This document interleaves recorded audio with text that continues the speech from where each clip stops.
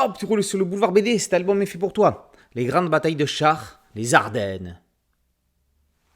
Après différents revers subis en 1944, débarquement de Normandie, libération de Paris, retrait des armées aux frontières du Reich, Hitler décide, contre l'avis de ses conseillers, d'organiser une contre-offensive destinée à contrer l'avance des troupes américaines dans les Ardennes, avec pour objectif de reprendre le port d'Anvers.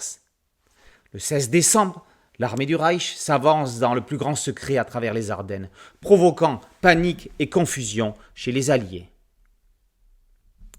Nouvelle collection présentée par Glénat consacrée aux grandes batailles de chars, ce premier album fait partie d'une série publiée en collaboration avec le musée des blindés de Saumur.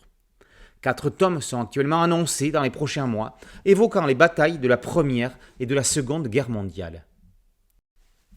Ce premier album est consacré à l'utilisation des Panthers et des Sherman M4 et M10 lors de la contre-offensive marquant le dernier sursaut du régime nazi, précédemment défait avec le débarquement des troupes américaines 6 mois plus tôt sur les plages normandes.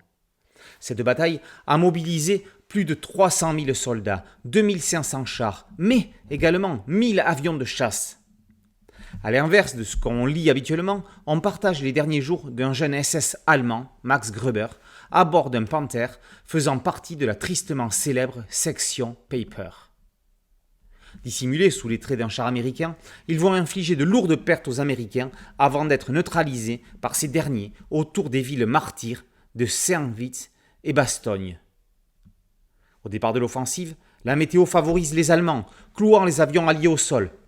Malgré cela, les troupes américaines offrent à certains endroits une résistance plus qu'inattendue en freinant l'avancée des chars nazis. Lorsque le brouillard se lève, les Alliés reprennent l'avantage, les Panzers devenant des cibles faciles pour les aviateurs américains. Manquant de carburant et de pièces, les nazis reculent face à la pression alliée. Dobbs, scénariste et directeur d'écriture de cette nouvelle série, nous gratifie d'un scénario efficace, s'intéressant plus particulièrement à la situation psychologique des très jeunes militaires allemands engagés dans l'ultime sursaut du Troisième Reich. Le dessert est confié à Fabrizio Fiorentino, mention particulière concernant les scènes de paysages enneigés, dérangés par la présence des protagonistes des deux camps. Les deux hommes avaient déjà collaboré ensemble sur une BD abordant un tout autre registre, un album consacré à Jean-Paul II, paru chez le même éditeur dans la collection Un pape dans l'histoire. En fin d'album, un dossier didactique rédigé par Stéphane Dubreuil parachève le livre. On y trouve 3 parties. La bataille des Ardennes, décrite avec plusieurs documents et cartes, une présentation technique du char Panther V et, pour ceux désirant approfondir le sujet, des conseils sur les films et lieux divers à visiter, mais également quelques liens internet à consulter. Les grandes batailles de chars.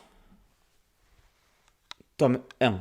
Ardennes, lâchez les fauves, par Dobbs et Fiorentino, et paru aux éditions Glénat.